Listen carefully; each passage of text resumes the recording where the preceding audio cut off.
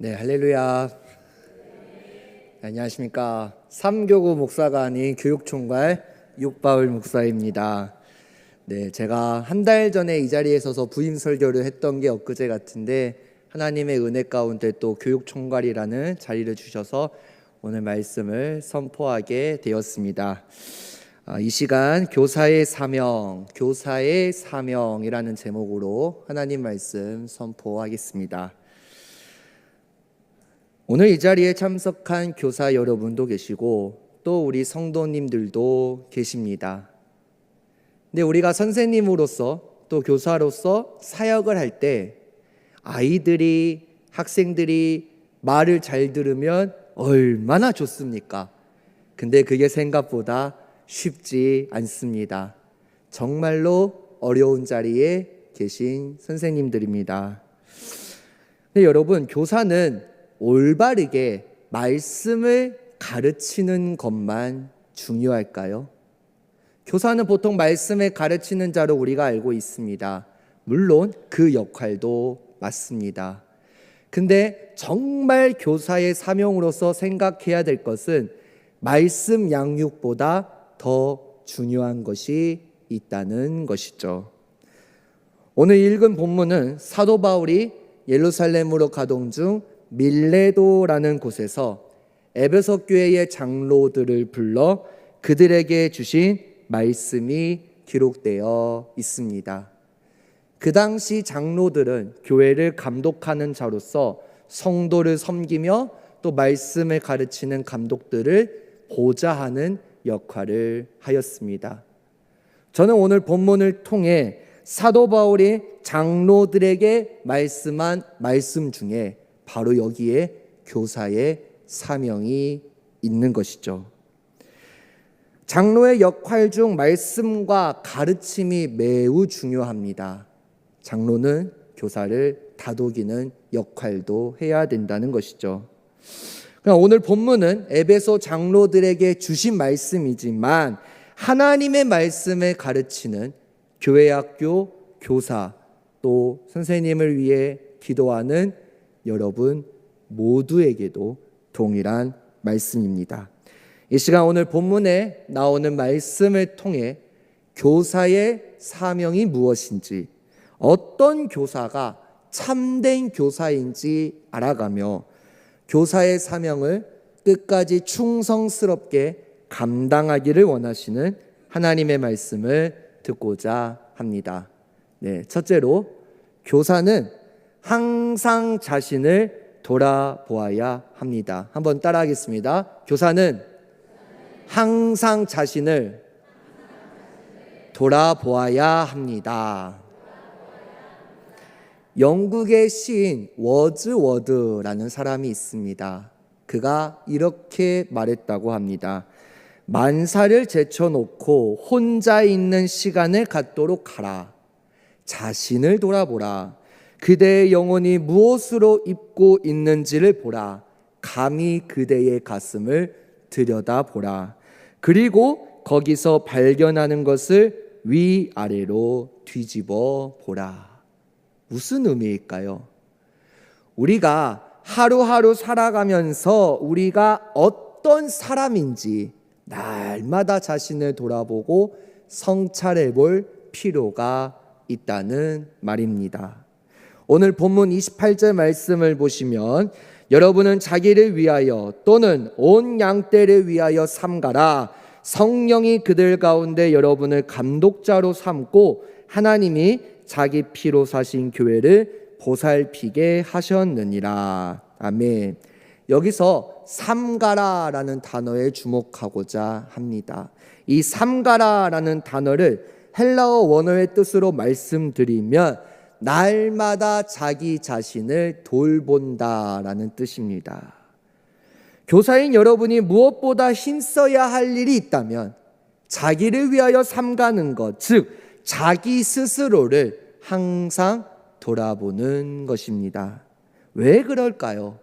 교사라는 직분이 저절로 우리를 성숙한 그리스도인으로 만드는 것은 아니기 때문입니다.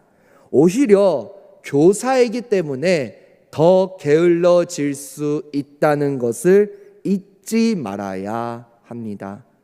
교사는 다음 세대들에게 직접적으로 영향을 끼치는 사람입니다. 그렇기에 교사 자신이 바로 서지 않으면 정말로 많은 어려운 일들이 일어날 수 있습니다. 교사가 날마다 자기 자신을 돌아보지 않으면 그 안 좋은 영향이 다음 세대들에게 전해져서 그들의 신앙 성장에 방해가 될 수 있습니다. 그러므로 교사인 여러분들은 무엇보다 항상 자기 자신을 돌아보되 가장 기본적인 것들을 끊임없이 점검해야 합니다. 교사의 직분을 감당하면서 자기 자신이 얼마나 말씀과 기도의 생활에 충실하고 있는지 말입니다. 또한 교사는 봉사와 섬김의 직분이기 때문에 예배 생활에 더욱 충실해야 합니다. 교사는 봉사입니다. 예배 생활에 더욱 최선을 다하고 말씀과 기도 생활에 더욱 매진을 다하라는 말씀이죠. 우리 유치 1부나 초등 1부 선생님들은 반드시 주일 3부 예배에 참석해 예배를 드려야 하고, 유치 2부나 초등 2부 교사들은 반드시 주일 2부 예배에 참석해 예배 생활을 더욱 충실히 해야 합니다. 근데 이것보다 더 중요한 게 있어요. 교육부 예배를 드릴 때 아이들만, 학생들만 예배를 드리는 것이 아닙니다. 우리 교사들도 그 자리에 내가 예배자로 서 있다는 마음을 가지고 예배 생활에 더욱 매진을 다해야 합니다.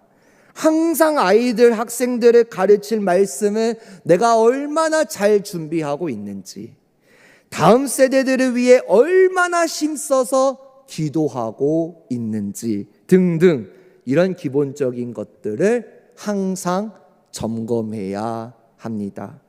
교사인 여러분이 여러분 스스로를 항상 말씀 앞에 점검함으로써 가르치는 우리 다음 세대들에게 올바른 영향력을 발휘해야 합니다.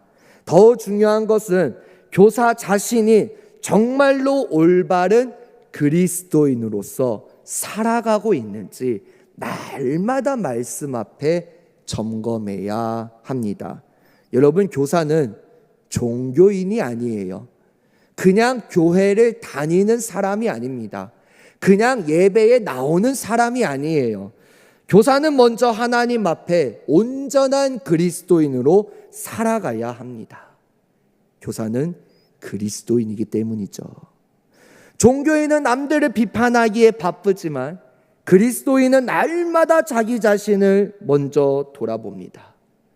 종교인은 말씀을 듣고 아는 것에 머물러 있지만 그리스도인들은 내게 주어진 그 말씀에 순종하는 삶을 살아갑니다.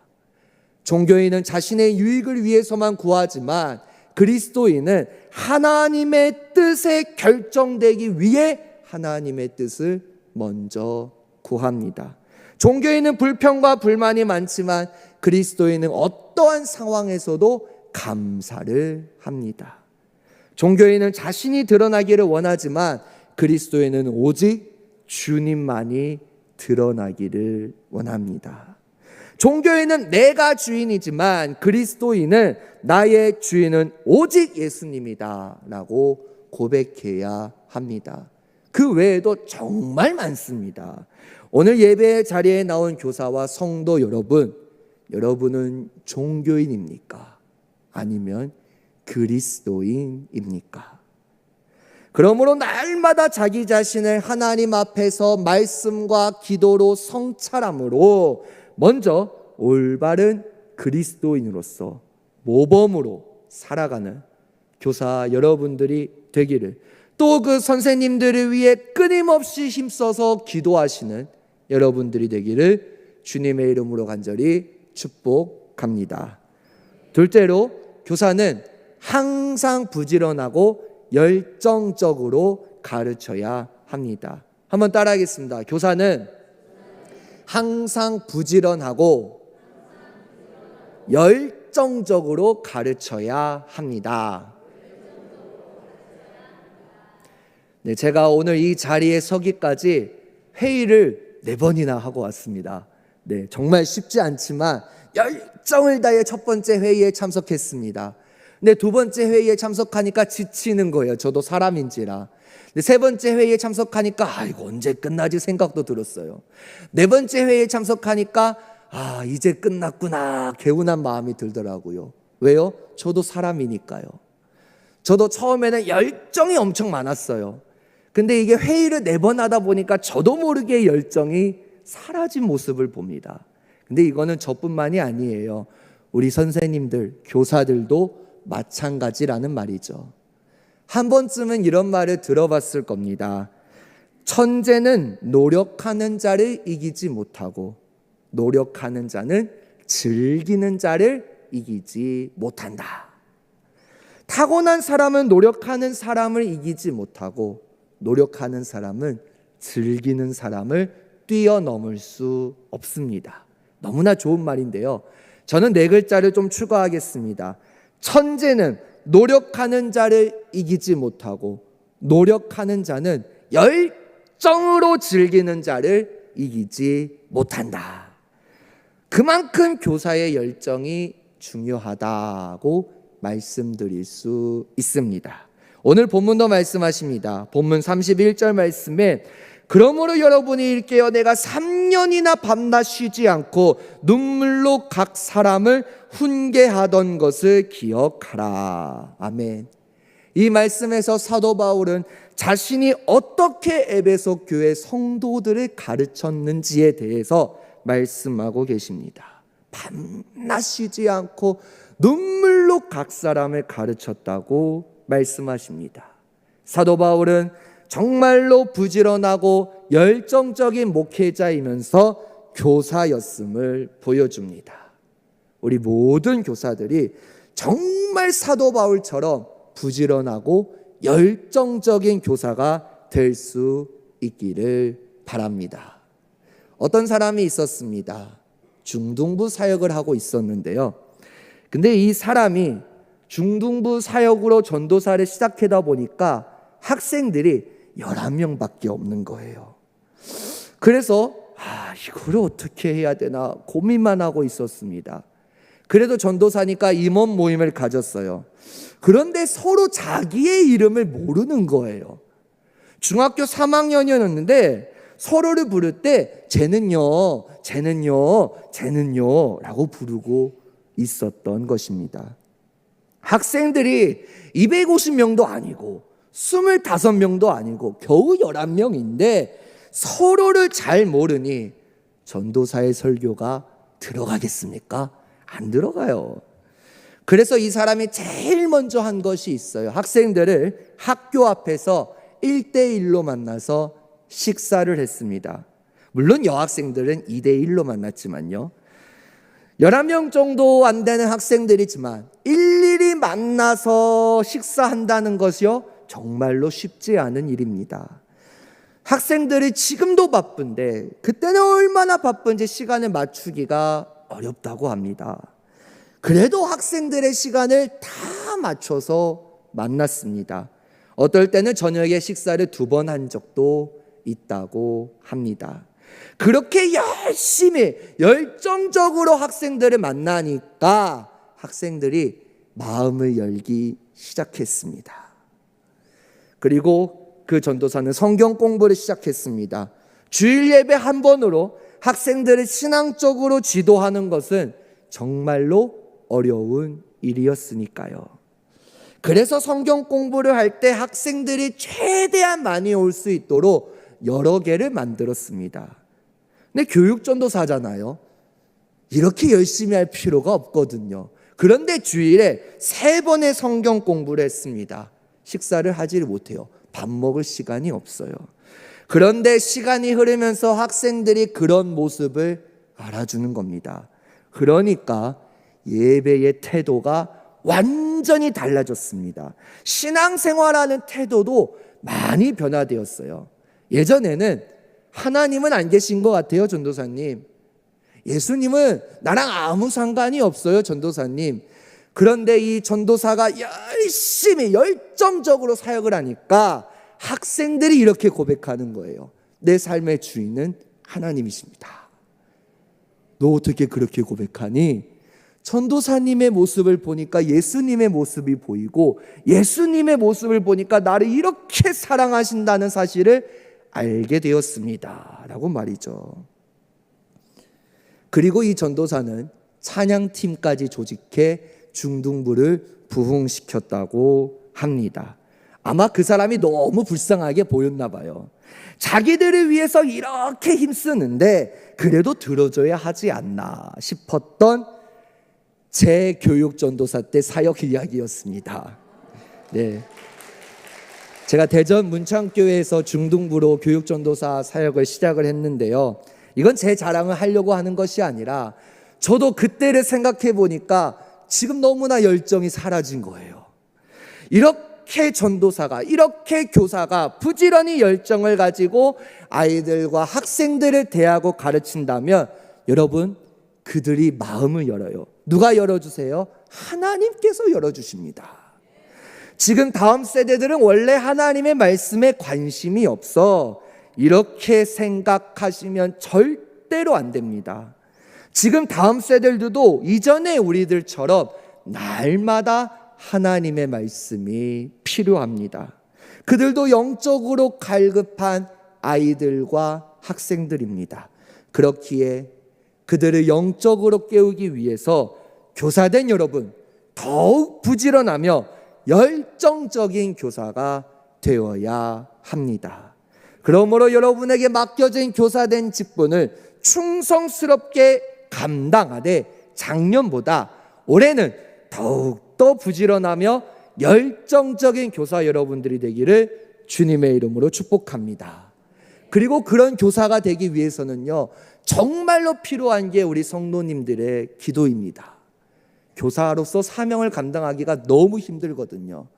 우리 성도님들 지금도 잘하고 계시지만 계속해서 우리 교육부를 위해, 교사를 위해 끊임없이 밤낮 눈물로 쉬지 않고 기도해 주시는 여러분들이 되기를 주님의 이름으로 간절히 축복합니다. 지금까지 우리는 교사의 사명에 대해 살펴보았습니다. 교사는 교사의 직분을 감당하면서 날마다 말씀 앞에 자기 자신을 돌아보아야 합니다. 그리고 교사된 직분을 충성스럽게 감당하되 더욱 부지런하며 열정적인 교사가 되어야 한다고 말씀드렸습니다. 그렇다면 정말로 중요한 남은 한 가지는 무엇일까요?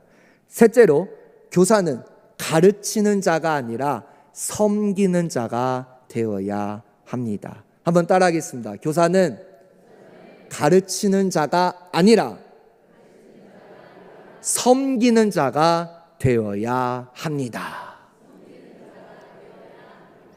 제가 말씀을 준비하면서 한 책을 읽었는데요, 바로 김남준 목사님께서 지으신 교사 리바이벌이라는 책입니다. 그 책의 한 이야기를 말씀드리고자 합니다. 지금은 없지만 옛날에는 학교 앞에서 병아리를 많이 팔았잖아요. 그래서 어느 날 이 저자가 학교 앞에서 파는 병아리를 한 2마리 사다가 기른 것이 계기가 되어 너무 재밌는 거예요. 삐약삐약삐약 거리는 게.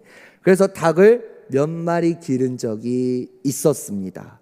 학교 갔다가 돌아오는 길이면 닭을 먹이려고 시장에 들러서 배추 잎사귀도 주워오고, 그 당시 구하기 힘든 닭 사료도 사다 먹이면서 닭을 길렀습니다. 그렇게 해서 닭이 병아리를 낳자 병아리를 키워 중닭이 되면 온 가족이 그 닭을 고아 먹곤 하였습니다. 참 맛있거든요. 어찌 보면 먹기 위해 키운 것일 수도 있죠. 그러던 어느 날 아침이었습니다.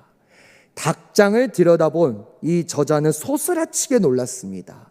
하얀 닭 한 마리가 피를 철철 흘리며 눈만 쓰러진 채 깜빡깜빡거리고 있는 것이었습니다. 그 닭은 수탉이었는데 꽤나 큰 닭이었거든요. 가만히 옆구리를 들추어 보니 누군가가 옆구리를 날카로운 칼이나 송곳 같은 것으로 뜯어낸 듯 하였습니다. 하지만 왜 닭이 그렇게 심한 상처를 입었는지 알 수 없었거든요. 나중에 이 저자가 닭장을 살펴보니 닭장 속에 들어간 쥐가 자고 있는 닭의 날개 속으로 들어가 살을 마구 뜯어서 파헤쳐 놓은 것을 알 수 있었습니다. 더 놀라운 사실은 쥐가 그렇게 물어뜯는 동안 닭은 감각도 없는지 가만히 앉아서 속수무책으로 당하며 병아리를 보살폈다는 점입니다. 닭장에 쥐가 들어올 만한 구멍을 모두 막아버리고 나서야 닭들이 더 이상 깊은 피해를 입지 않았다는 이야기입니다. 이야기는 이렇게 끝이 납니다. 근데 저는 이 이야기를 읽으면서 이런 생각이 들었습니다. 어찌 보면 하나님을 모르고 구원의 길이신 예수님을 알려고도 하지 않는 안타까운 다음 세대들의 영혼도 이와 같은 상태가 아닐까라고 생각해 보았습니다. 여러분, 교사는 그런 불쌍한 영혼들을 향한 하나님의 불붙는 사랑을 아는 사람이지 않을까요? 그 책에서 또 이런 구절이 있습니다. 한번 읽어 드리겠습니다. 흔히 다음 세대들이 교회를 안 나오는 이유가 교육부가 재미없다고 생각한다. 그러나 나는 교사들의 섬김이 부족하다고 생각한다.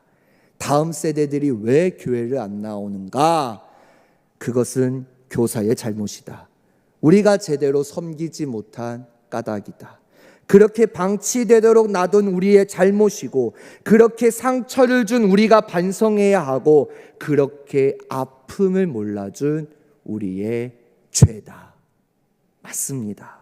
그만큼 교사의 섬김이 중요하다는 겁니다. 오늘 본문도 말씀하십니다. 본문 35절 말씀 보시면, 범사에 여러분에게 모본을 보여준 바와 같이 수고하여 약한 사람들을 돕고, 또 주 예수께서 친히 말씀하신 바 주는 것이 받는 것보다 복이 있다 하심을 기억하여야 할지니라. 아멘.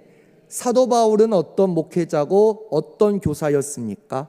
모든 일에 모범을 보이고 섬김의 본을 보여준 교사였습니다.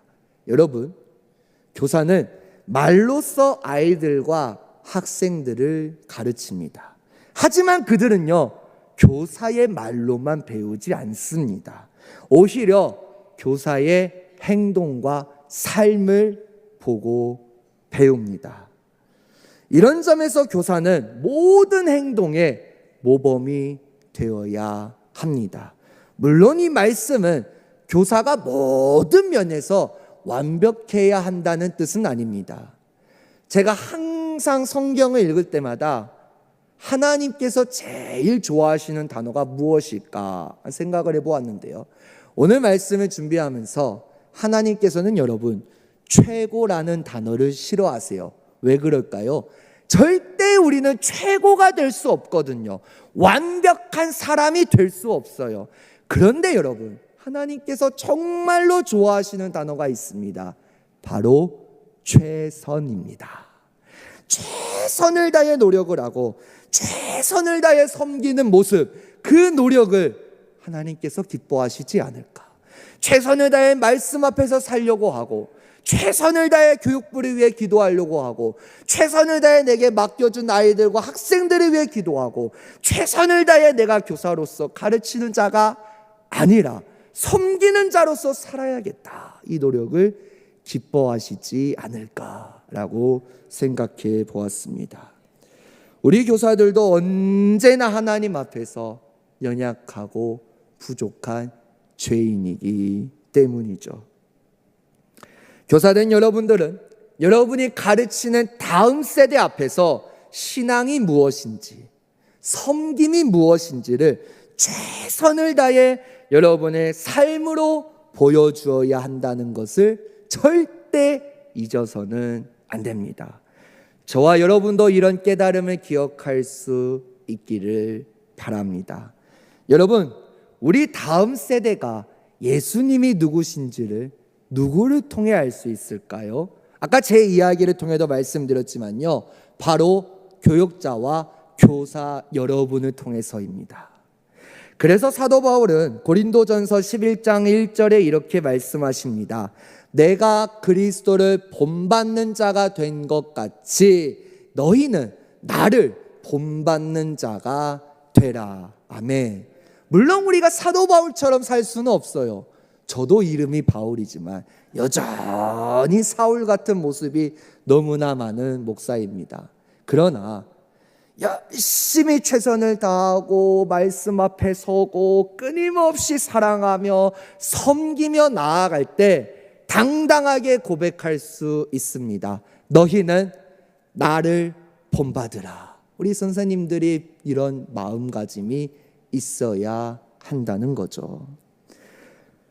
이것이 교사로서 우리의 목표가 되어야 합니다. 그러므로 교사가 섬김의 본을 보여주므로 교사의 모습을 통해 우리 다음 세대가 예수님을 알아갈 수 있도록 모범을 보여주는, 섬김의 본을 보여주는 교사 여러분들이 되기를 주님의 이름으로 축복합니다. 똑같은 말씀을 드립니다. 우리 성도님들, 우리 교사들이 섬김의 본을 보일 수 있도록 섬기는 교사가 되게 하여 주옵소서. 섬기는 교육부가 되게 하여 주옵소서. 기도로 열심히 후원해 주셔야 합니다. 오늘 예배의 자리에 나온 교사 및 성도 여러분, 우리는 우리의 모습을 통해 예수님이 누구신지를 다음 세대들에게 보여주어야 합니다. 특히 교사는 더 중요합니다. 여러분의 가르침뿐만 아니라 여러분의 삶을 통해 교사는 예수님을 다음 세대들에게 보여주어야 합니다. 이를 위해 더욱 예수님을 닮아가기 위해 힘써야 합니다. 하나님께서 은혜를 주셔서 교사된 여러분이 예수님을 닮아 우리 아이들과 학생들에게 예수님은 이런 분이셔 라고 보여주는 그런 교사가 되어야 합니다. 오늘 저는 교사의 3가지 사명에 대해 말씀드렸습니다. 첫째로 교사는 항상 자기 자신을 말씀 앞에 돌아보아야 합니다. 둘째로 교사는 항상 부지런하고 열정적으로 가르쳐야 합니다. 그리고 마지막으로 교사는 가르치는 자가 아니라 섬기는 자이기 때문에 섬김의 본을 보여주어야 합니다. 하나님께서 교사된 여러분에게 힘주시고 은혜를 더하여 주셔서 하나님께서 쓰시기에 합당한 교사로서 세워질 수 있기를 바랍니다. 여러분, 교사의 헌신이 드러나지 않아도, 교사의 사랑이 작아 보여도 하나님 나라의 씨앗은 반드시 자라가기에 오늘도 다음 세대를 섬기는 교사로 살아갑니다. 교사된 여러분 모두가 여러분에게 주신 막중한 교사의 직분을 잘 감당하고 우리 성도님들은 그런 교사가 될 수 있기 위해, 그런 교육부가 될 수 있기 위해 끊임없이 밤낮 눈물로 쉬지 않고 기도하는 저와 교사 여러분, 성도 여러분들이 되기를 주님의 이름으로 간절히 축복합니다. 기도하겠습니다.